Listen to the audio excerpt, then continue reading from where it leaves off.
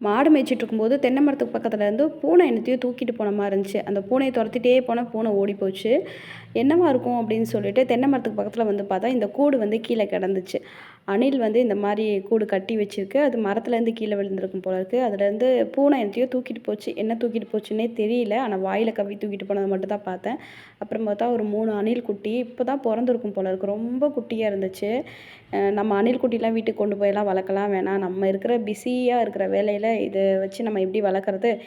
நம்ம ஆசைக்கு, பசங்களோட ஆசைக்கு வளர்த்தோம் அப்படின்னா, அதுக்கு ஒரு ஃப்ரீடம் இருக்காதுல்ல. அது வந்து அதது இடத்துல இருந்தா தான் அதுக்கு நல்லது அப்படின்னு சொல்லிட்டு, எங்க வீட்டுக்கார கூப்பிட்டு தென்னை மரத்துலயே வைக்க சொல்லிட்டேன். எப்படியும் உங்க அம்மா அந்த சைடு தான் சுத்திட்டுருக்கும். அது எப்படியும் வந்து பார்த்து எடுத்துட்டு போய்க்கும் அப்படின்னு சொல்லிட்டு தென்னை மரத்துலயே வைக்க சொல்லிட்டேன். பாவம் பசிக்கும் போல இருக்கு. ஆனா நம்ம குடுக்குற பாலெல்லாம் வேண்டாம் அப்படின்னு சொல்லிட்டு, அத அப்படியே தூக்கி தென்னை மரத்துல வைக்க சொல்லிட்டேன். அதுல ஒரே ஒரு அணில் குட்டிக்கு வந்து லைட்டா அடிபட்டிருந்த மாரி இருந்துச்சு. அப்ப பூனை வந்து ஏதோ அணில் குட்டிய தான் தூக்கிட்டு போயிருக்கும் அப்படின்னு நெனைக்கிறேன். ஆனா தெரியல எனக்கு. அதனால தூக்கி மேல வைக்க சொல்லிட்டேன்.